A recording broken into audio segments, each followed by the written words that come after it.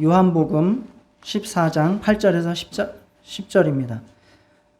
하나님 말씀은 요한복음 14장 8절에서 10절입니다.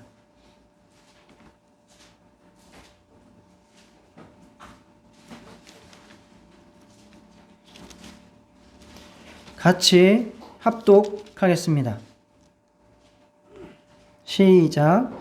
빌립이 이르되 주여 아버지를 우리에게 보여주옵소서. 그리하면 족하겠나이다. 예수께서 이르시되 빌립아 내가 이렇게 오래 너희와 함께 있으되 네가 나를 알지 못하느냐. 나를 본 자는 아버지를 보았거늘 어찌하여 아버지를 보이라 하느냐. 내가 아버지 안에 거하고 아버지는 내 안에 거하신 것을 내가 믿지 아니하느냐. 내가 너희에게 이르는 말은 스스로 하는 것이 아니라 아버지께서 내 안에 계셔서 그의 일을 하시는 것이라. 아멘. 네, 어제는 제가 축구대회를 다녀왔습니다. 그냥 축구대회가 아니고 그 안산시 기독교 연합회에서 1년에 한 번 혹은 두 번을 이주민들을 위한 그 가을 운동회 같은, 주로 이제 축구인데 그거를 개최합니다. 그래서 러시아 쪽 선교사님이 다 있어요. 러시아 쪽 거기는 이제 스탄 그 들어가는 나라들 있죠. 카자흐스탄, 우즈베키스탄 이런 쪽 한 팀, 또 태국 한 팀, 인도네시아 한 팀, 그리고 저번에는 이제 가나 쪽 아프리카 팀도 왔었는데 어제는 안 왔고, 또 어제는 또 농구 대회도 하더라고요. 그래서 필리핀은 또 농구를 그렇게 좋아해요, 애들이. 그래서 그 밤에 야간을 끝나고 그 운동을 하러 이제 아이들이 왔는데, 거기 이제 그 축구를 하는 목사들이 이제 추천을 받아서 가서 같이 경기를 해주고 그들에게 복음을 심어주고 또 선물도 주고 뭐 이제 이러한 프로그램이었습니다. 그래서 이 사도들이 그 초반에 복음을 전한 그 역사가 전 세계를 퍼져나간 겁니다. 그 당시에만 해도 굉장히 엄청나게 세계로 그 복음을 전파한 거예요. 나중에 살펴보겠지만 일설에 의하면 그 당시에도 이미 도마이에서 이 한국까지도 복음이 전파되었다라고 주장까지 나왔었으니까 엄청난 이 사도들의 활약이 있었다고 볼 수 있습니다. 그래서 이 사도들을 살펴보면서 우리는 여러 가지를 좀 생각을 해볼 수 있는데, 복음 전파에 대해서도, 그리고 우리의 사명에 대해서도, 또 정말 우리가 어떻게 인생을 또 살아가야 되는지에 대해서도 한번 잘 생각해 볼 수 있는 시간들이 되었으면 좋겠습니다. 지난주에는 사도 요한에 대해서 살펴봤습니다. 사도 요한의 특징은 뭐였죠? 사랑의 사도였죠. 원래는 굉장히 우레의 아들이라고 하는 별명을 얻은 것처럼 과격하고 급한 다혈질적이었던 사람이었는데, 정말 예수님을 닮아서 변화되어서 가장 오랫동안 살면서 사랑을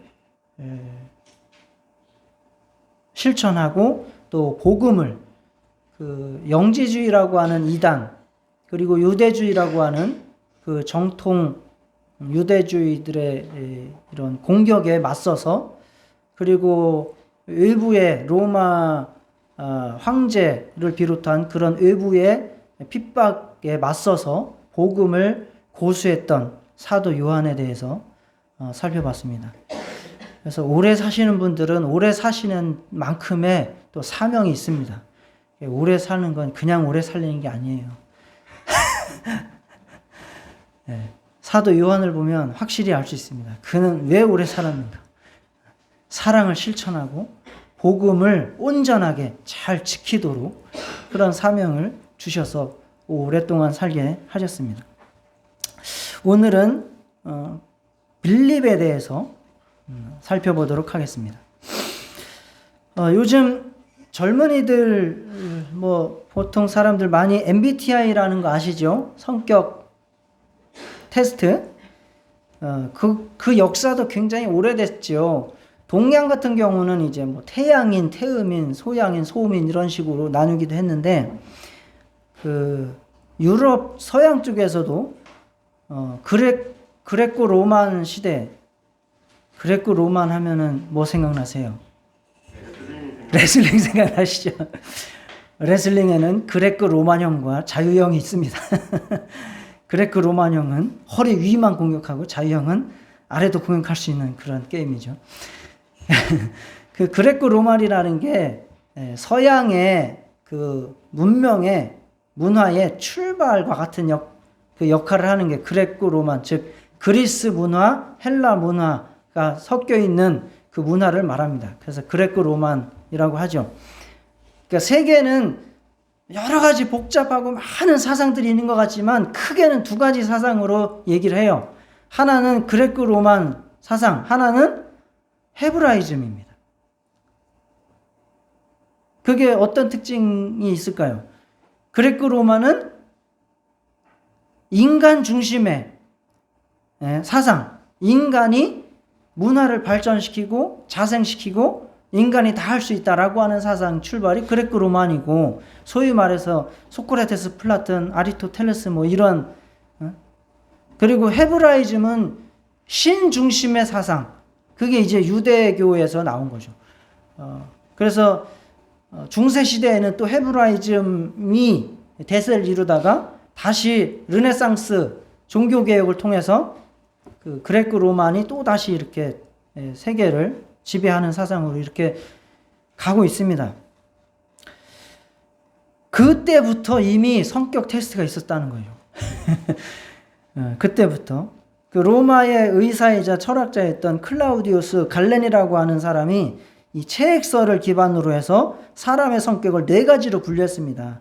체액설이라고 하는 것은 인간의 몸이 공기, 물, 불, 흙 이 4가지 원소로 이루어져 있다라고 해가지고 이것이 그 사람에게 어떤 게 더 맞느냐를 가지고 그 사람의 성격을 이렇게 판명을 하려고 했던 거예요. 그래서 첫째는 다혈질. 다혈질의 특징은 자기는 어디에 속하는지 한번 판별을 해보세요. 4가지 중에. 다혈질, 혈액이 매우 많다는 의미로 마음이 따뜻하고 쾌활하고 낙천적이지만 자극에 민감하고 쉽게 흥분하며 성급하고 인내력이 부족하다. 둘째, 우울질. 슬픔과 두려움, 우울감이 있지만 신중하고 민감하며 음악, 미술, 운동 등의 예술 분야에서 뛰어난 기질을 발휘한다. 셋째, 우울질에서 잘 감동하고 쉽게 상처받기 쉽고 조용한 성격이고 수줍음을 많이 나타내서 나서기를 싫어한다. 셋째, 담즙질. 담즙질은 성격이 불같고 열정적이며 진취적이다. 또한 모험심이 강해 어려움에 처할수록 고무적이 된다. 하지만 다른 사람의 말을 귀 기울이지 않고 자기 과신이 심하다는 단점이 있다. 네 번째, 점액질. 행동이 느리며 감정이 둔하지만 쉽게 흥분하지 않고 또한 일을 시작하면 끈기 있게 해낸다. 생각이 깊고 자제력이 있다. 자, 어디에 속하십니까? 다혈질 손 드세요. 다혈질. 옆에 사람을 찔러. 우울질 손 드세요. 우울질. 그래? 맞는 것 같다. 야. 담즙질. 대표를 한 명씩만 드는 것 같아. 그 다음에 마지막 점액질. 행동이 느리고 감정이 둔하고. 대표를 한 명씩만 드네요. 아이고, 드신 분들에게 축복이 있기를 바랍니다. 예, 제가 이 이야기를 들은 이유는 빌립이라고 하는 사람의 성격이 어떠냐 이야기할 때에 보통 아주 신중한 완벽주의자 스타일이라고 봅니다. 즉 우울질에 속하는 사람이다라고 봅니다. 그래서 그 사람은 늘 성경에 보면, 사복음서에 보면 아주 이성적이에요. 재고 또 재고 재고 또 재고 확인하고 또 확인하고 이런 스타일입니다. 결정장애자 같은 스타일을 가지고 있는 사람이 바로 사도 빌립이었습니다. 그런데 그러한 빌립이 어떻게 그러한 믿음으로서는 약점이지 않습니까? 그러한 자신의 성품의 약점을 극복해서 사도의 길을 걷고 나중에는 순교회까지 이르렀는지 살펴보고, 우리도 다 약점을 가지고 있지 않습니까? 육체를 가지고 있기 때문에 완벽한 사람은 없습니다. 그래서 우리의 약점을 어떻게 극복해서 또 장점은 살려서 하나님의 귀하게 쓰임받는 주님의 제자로 살 수 있을지 살펴보도록 하겠습니다. 첫째는 이 빌립이라고 하는 사람이 자신의 약점이나 성품적인 단점을 극복할 수 있었던 첫 번째 비결은 먼저 좋은 친구들이 옆에 늘 있었다라고 하는 사실입니다. 빌립이 제일 먼저 나올 때가 요한복음 1장인데요. 이미 예수님께서 안드레, 요한, 베드로를 만나신 시점입니다. 그리고 나서 그 다음 날이라고 했습니다. 그 다음 날 갈릴리로 가시는 도중에 빌립을 만난 거예요. 그리고 느닷없이 빌립한테 예수님께서 말씀하십니다. 뭐라고? 아무 말씀도 안 하세요. 나를 따르라! 그냥 한마디 하셨어요. 그랬더니 빌립은 따랐다. 그리고 나서 빌립은 즉시로 또 나다나엘이라고 하는 친구를 찾아가서 그에게 우리 애가 메시아를 만났어라고 복음을 전한 이야기가 요한복음 1장 43절에서 44절에 나옵니다. 그런데 그 중간에 중요한 기록을 하나를 남겨놨는데 뭐라고 설명을 해놓냐면, 빌립은 안드레와 베드로와 한 동네 벳세다 사람이라 라고 설명을 해놨습니다. 이것이 그냥 무슨 고향, 인맥 이런 거 얘기하려고 써놓은 게 아니고, 안드레와 베드로와 한 동네 벳세다 사람이라고 이야기를 해놓은 것은 이들과 굉장한 친분을 가지고 정보를 주고받고 영향을 받았기 때문에 이 사람이 예수님을 만났게 된 것이다 라고 하는 것을 설명을 해주는 겁니다. 벳세다 사람, 벳세다 동네, 그곳에서 같이 자라나고 또 친구로서 가까이 지냈고, 그래서 먼저 예수님을 알게 된 안드레, 베드로를 통해서 많은 정보를 빌립이 받게 되었다라는 사실입니다. 그러니 이 빌립은 굉장히 복을 많이 받은 사람이죠. 친구라고 하면 우리가 그런 말을 하지 않습니까? 그 사람을 알려면 누구를 봐라? 그 친구를 봐라. 그래서 이제 유유상종이다 이런 말을 하죠. 비슷한 사람들끼리 모여들게 돼 있습니다. 그것처럼 그 친구는 같은 가치관을 가지고 함께 서로 코드가 맞는 거죠. 그래서 함께 영향을 주고받는, 서로 발전적이고 도움이 되는 그런 친구들이었습니다. 자, 이들은 어떠한 공통점을 가지고 있었을까요? 보면 이 메시아를 기다리는 마음들이 가득했던 걸 볼 수 있습니다. 안드레도 그렇고 베드로도 그렇고 나중에 나오는 나다나엘도 그렇지 않습니까? 굉장히 메시아, 우리들을 구원해 줄, 이스라엘을 온전히 하나님의 나라로 완성해 줄 그 메시아를 기다리는 사람들이었다라고 하는 특징을 가지고 있고, 당연히 빌립도 그러한 사람 중에 하나였다라는 것을 우리는 알 수 있습니다. 교회라고 하는 것도 마찬가지로 교회가 다 다르지 않습니까? 사람들이 고향도 다르고 성격도 다르고 성품도 다르고 뭐 정치 색깔도 다르고 다 다릅니다. 그러나 교회는 한 가지로 공통점을 가진 친구들입니다. 그 공통점이 무엇입니까? 함께 예수를 믿고 예수를 의지하고 다시 오실 예수님을 고대하는 그러한 삶의 기반을 예수로 하고 삶의 목적을 예수로 하고 삶의 의미를 예수에 두는 그러한 사람들이 모인 친구들입니다. 자, 옆에 사람과 함께 인사하시겠습니다. 친구여, 반갑습니다.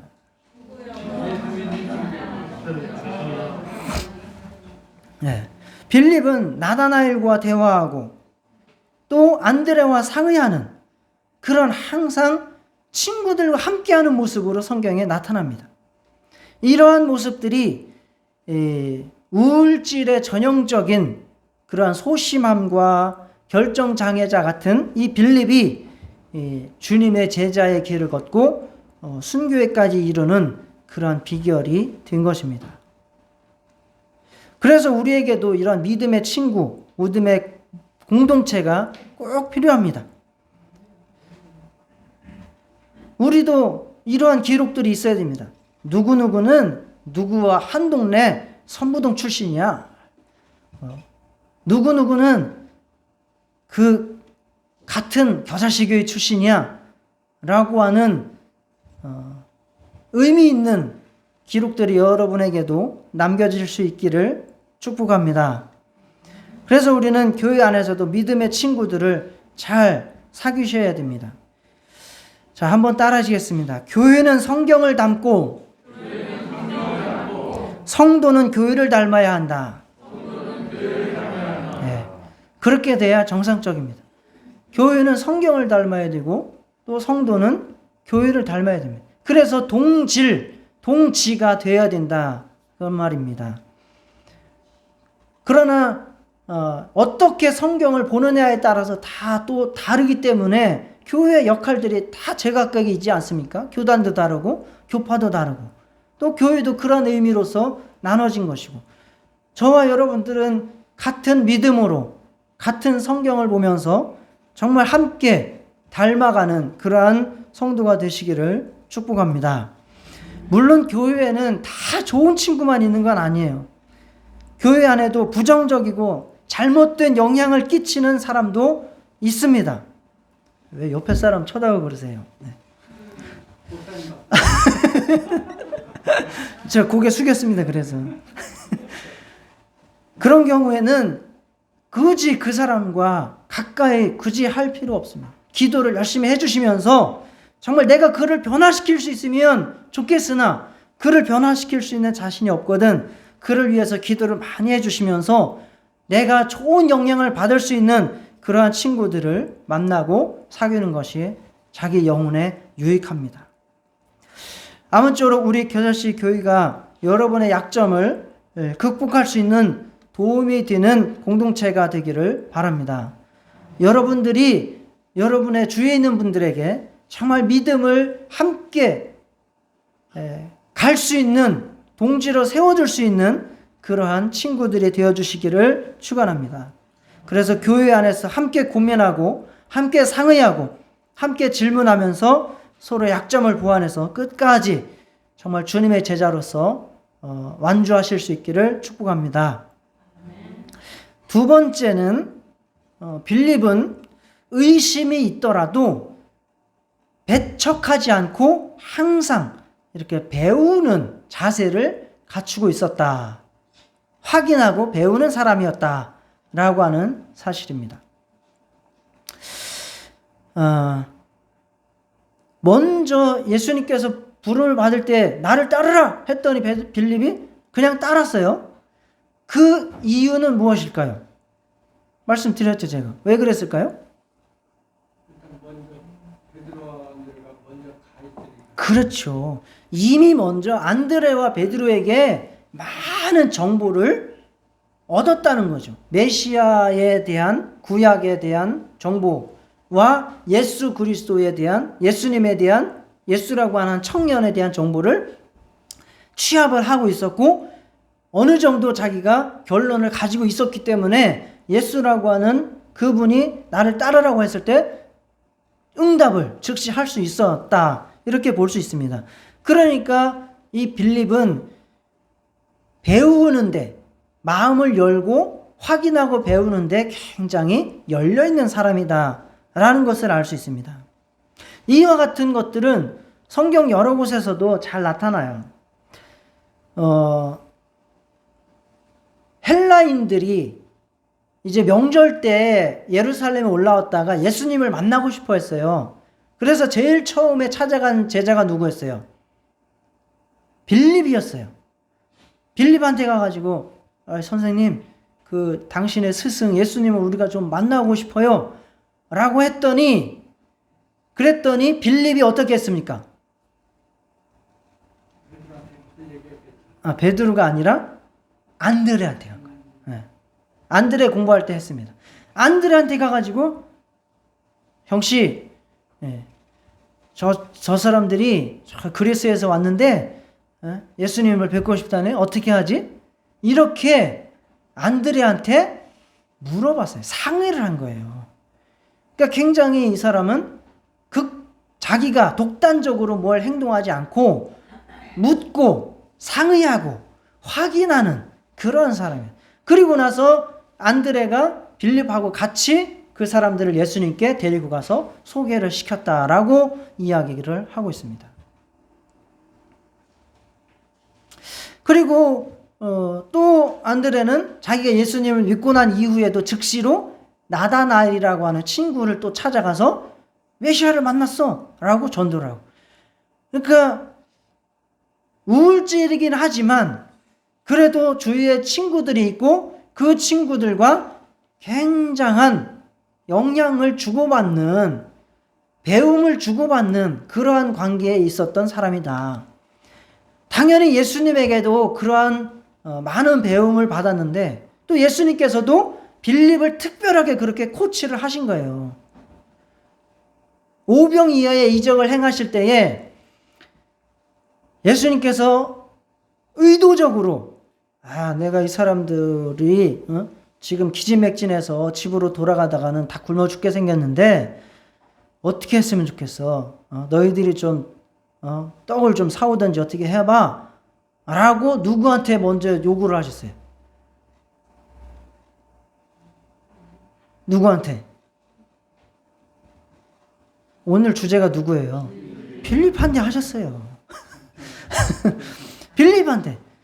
자, 6장, 요한복음 6장 5절에서 7절. 예수께서 눈을 들어 큰 무리가 자기에게로 오는 것을 보시고 빌립에게 이르시되 우리가 어디서 떡을 사서 이 사람들을 먹이겠느냐? 라고 빌립에게 꼭 집어서 물으신 거예요. 왜 그러셨을까? 어떻게 하실지를 아시고 다 아신다는 거예요. 빌립을 시험하고자 하십니다. 일부러 너는 그런 아이지 내가 다 알아. 너는 어떻게 할 거야. 그런데 그렇게 하셔서 교육을 시키는 거죠. 자기가 실수를 한번 해보게 해서 그 이후에는 그 실수를 반복하지 않도록 하시고자 하시는 의도가 있었던 거죠. 그래서 시험을 하셔서 물어보신 거예요. 이거 어떻게 갖다가 좀 먹여봐. 빌립이 어떻게 대답을 합니까? 뻔하지 않습니까? 우울질 어떻게 할 것 같아? 어떻게 하겠습니까? 계산기 갖고 와. 몇 명, 그리고 떡 하나에 얼마, 그러면은 착착착착 계산했더니 참 곤란하네요 선생님. 이거 다 먹이려면요 뭐라 그랬어요? 200데나리온의 떡도 부족합니다. 200데나리온은 얼마입니까? 쉽게 말해서 1년 연봉입니다. 1년 연봉 한 3천에서 4천 정도가 있어도 이 사람들을 다 먹이기에는 부족한데요. 힘듭니다. 딱 이렇게 딱 나오죠. 그리고 나서 그 안드레가 아이의 도시락을 갖다가 예수님의 손에 올렸고 축사하시고 떼어서 그 수많은 무리가 다 먹고 배불리 먹고 남았다. 이렇게 했습니다. 거기에서 빌립은 당연히 깨달았겠죠. 이 믿음이라고 하는 거는 예수님이라고 하는 분은 나의 이성, 계산으로만 될 수 있는 그러한 분이 아니구나 라고 깨달았을 겁니다. 즉 배움을 얻었다라고 하는 사실입니다. 오늘 본문에서도 마찬가지죠. 오늘 본문에서도 예수님께서 이제 십자가를 지시기 전에 마지막 말씀을 제자들과 나누시는 장면 중에 하나입니다. 내가 길이요 진리요 생명이니 나로 말미암지 않고는 아버지께로 올 자가 없느니라. 너희가 나를 알았더라면 내 아버지도 알았으리라. 이제부터는 너희가 그를 알았고 또 보았느니라. 라고 예수님께서 제자들에게 말씀을 하셨어요. 그랬더니 빌립이 느닷없이 또 당연하게 즉각적으로 예수님! 라고 손을 들고 질문을 합니다. 이게 뭐라고 한 겁니까? 아버지를 우리에게 보여주십시오. 그러면 족하겠습니다. 그러면 믿을 수 있겠습니다. 라고 이야기를 한 것이죠. 아버지를 우리에게 보여주옵소서.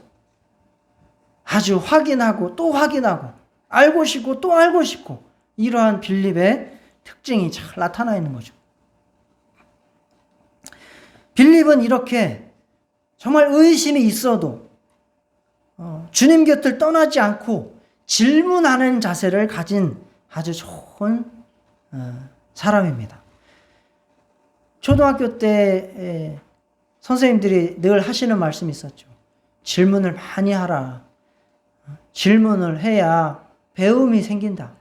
그러나 학생들은 질문을 안 합니다. 왜요?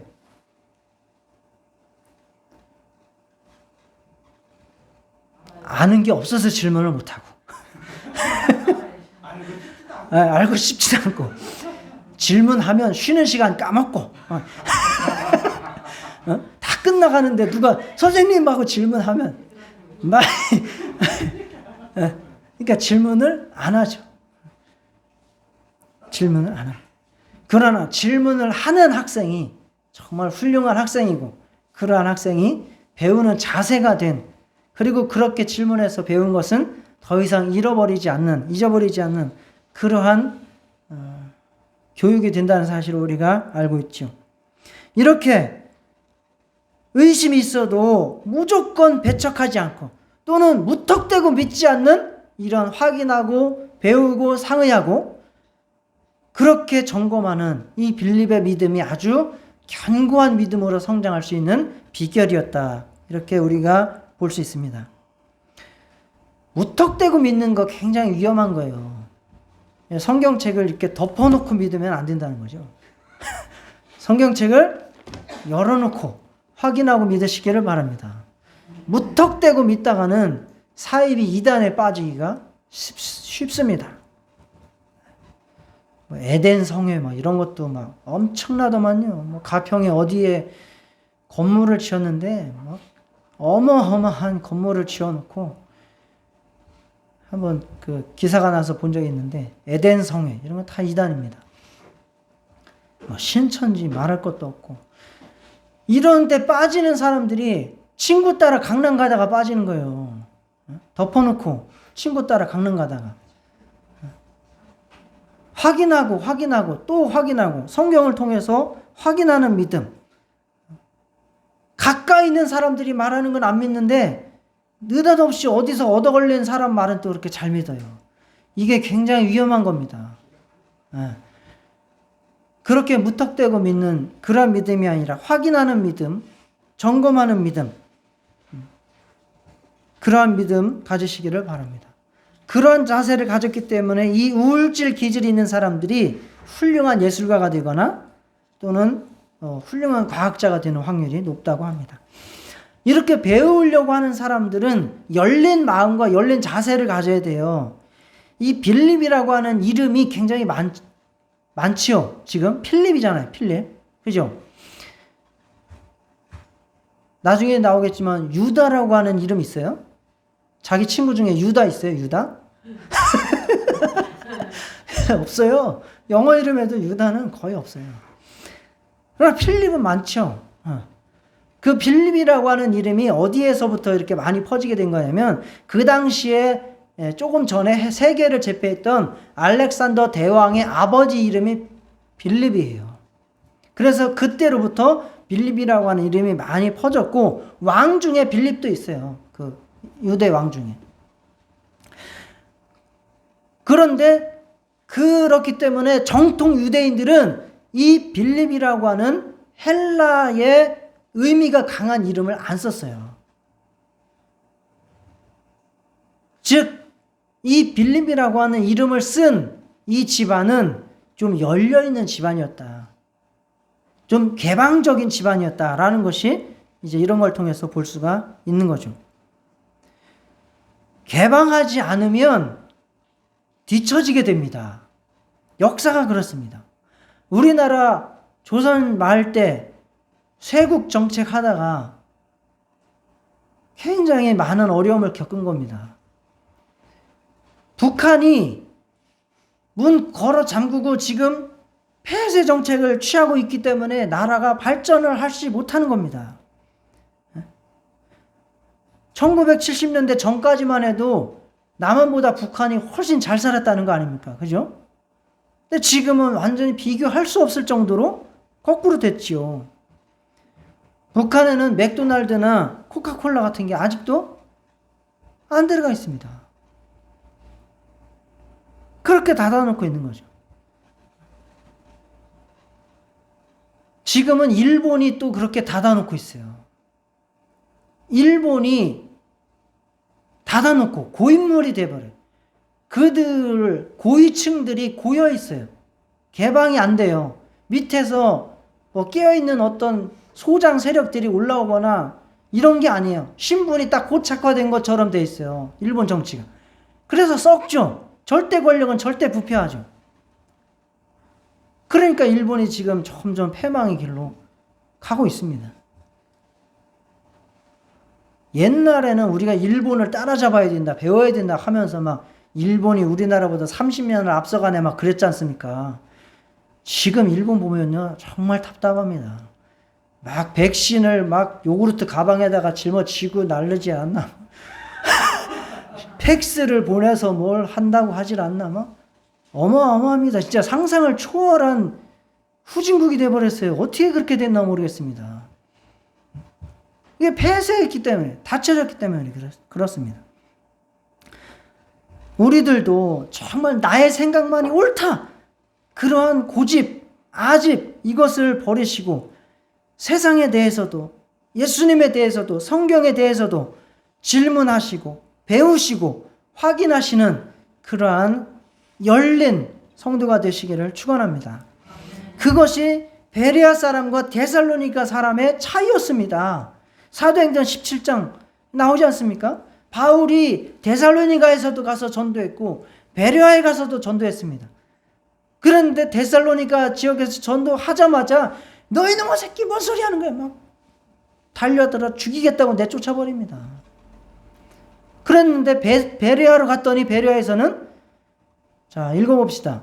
베레아에 있는 사람들은 데살로니가에 있는 사람들보다 더 너그러워서 간절한 마음으로 말씀을 받고 이것이 그러한가 하여 날마다 성경을 상고함으로 그 중에 믿는 사람이 많고 또 헬라의 교인과 남자가 적지 아니하나.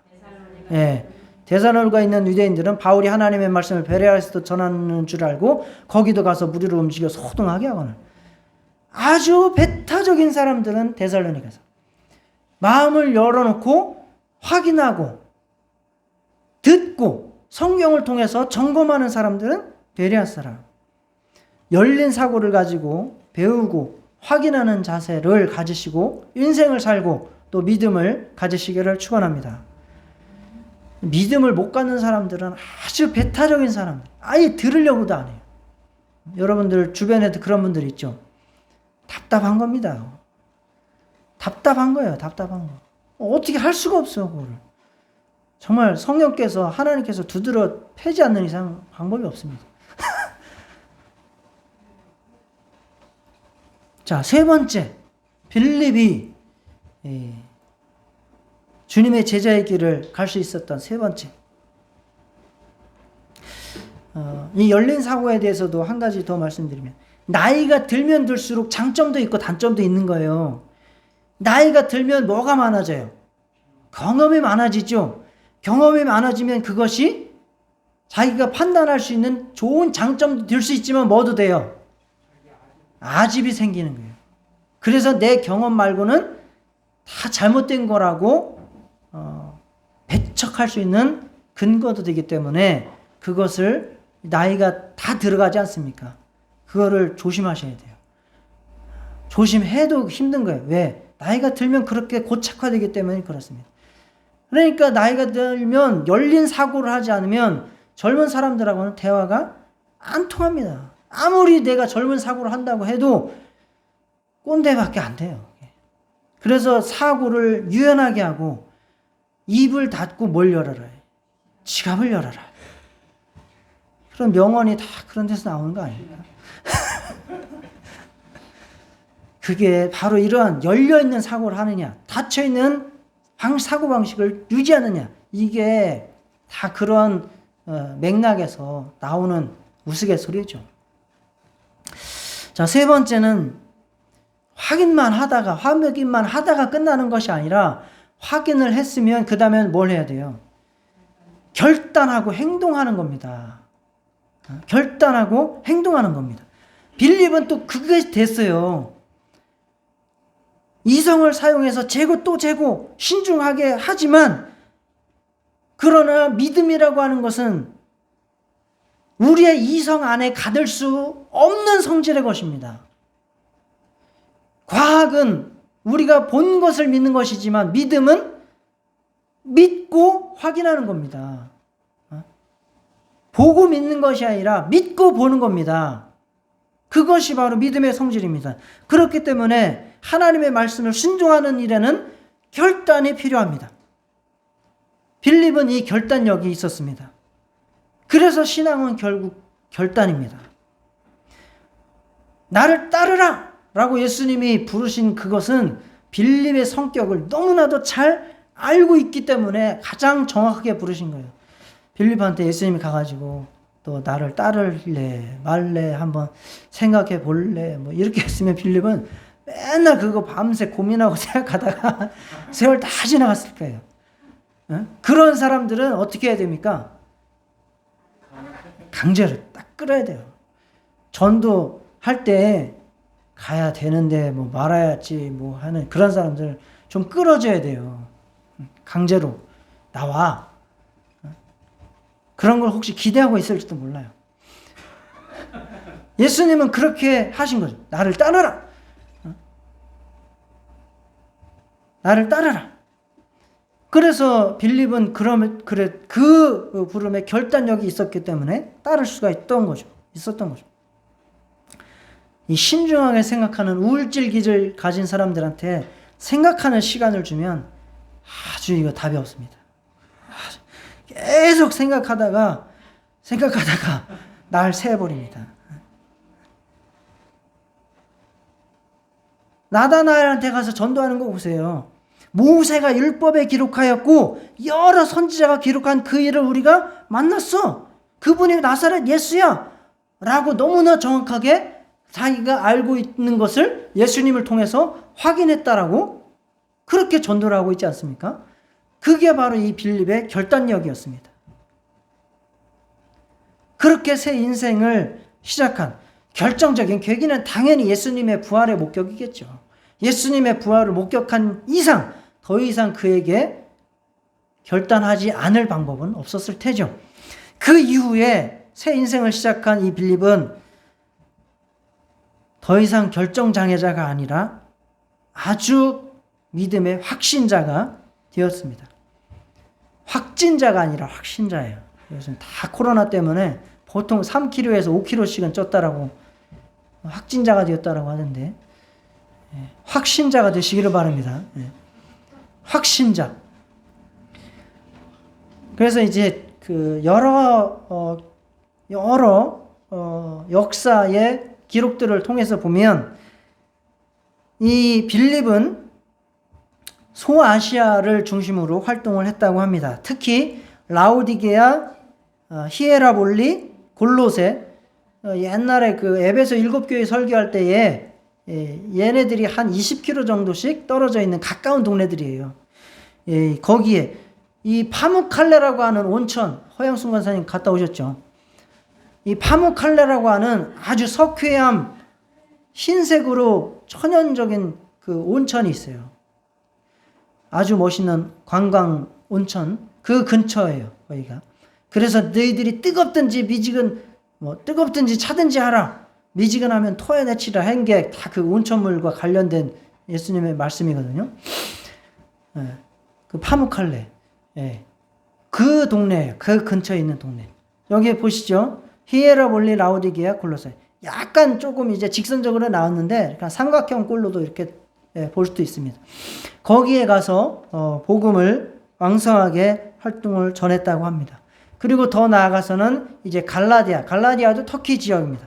갈라디아까지 가서 복음을 전하고 나중에는 이거는 이제 주장에 엇갈리는데 빌립이 직접 갔다라고 하는 설도 있고 아니다. 빌립에 의해서 영향받은 제자들이 갔다라고 하는 설도 있는데 프랑스의 고을 지방까지 가서 복음을 전했다 또는 영향을 미쳤다라고 전해집니다.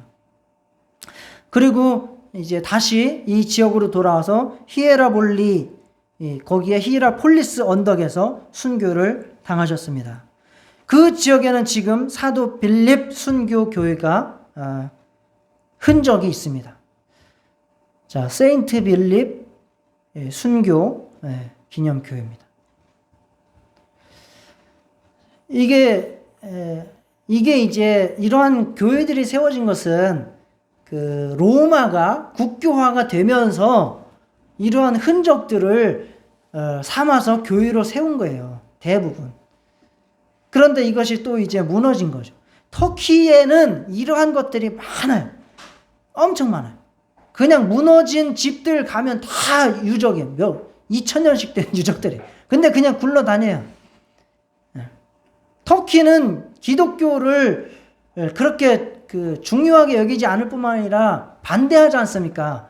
그러니까 기독교 유적들을 아주 하찮게 여겨요. 관리를 안 하는 거예요. 그런데 요즘은 해요. 왜? 장사가 되니까 또 이게 장사가 되네. 그래서 터키 쪽에 관광을 많이 가는 것은 유익합니다. 왜? 그 관광, 그 유적들을, 성지를 보호할 수 있게 되기 때문에, 네.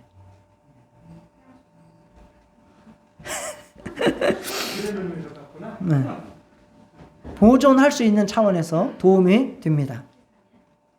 그래서 이렇게 기념교회가 터가 남은 거예요. 세워졌다가 무너진 거죠. 무너진 터가 이렇게 남아 있습니다. 그는 복음을 전하다가 순교하면서 그의 생애를 바쳤고 정말 주님의 제자로서 끝까지 완주를 하셨죠. 주님을 믿는 데 있어서 또는 주님의 말씀을 따르는 데 있어서 아직 결단하지 못해서 갈등이 있는 분들 계시죠? 언제까지 확인만 하고 또 하고 재고 또 재고 하지 마시고 계산기를 내려놓으세요. 계산기를 내려놓으세요. 계산기 내려놓으시고 주님의 말씀 앞에서 결단하고 믿고 순종하시기를 축원합니다. 그러면 주님께서 계산을 초월해서 역사하실 줄 믿습니다. 우리는 연약합니다. 약점을 가지고 있습니다. 다 육신을 가지고 있기 때문에 그렇습니다. 그래도 훌륭한 주님의 제자가 될 수 있습니다. 끝까지 승리할 수 있습니다. 교회 안에서 함께하면 가능합니다. 우리의 벳세다 겨자씨 교회에서 함께 고민하십시다. 그리고 질문하십시오. 상의하십시오. 함께 기도하십시오. 열린 마음으로 지도를 받으시고 배우십시오. 성경으로 확인하고 그렇게 한국에 넘으면서 해결하고 확신하고 결단하고 순종해 나아가면 됩니다. 그러다 보면 우리는 정말 주님의 제자로서 순교의 자리까지 완주할 수 있습니다. 함께 합시다. 다 같이 기도하시겠습니다. 하나님 아버지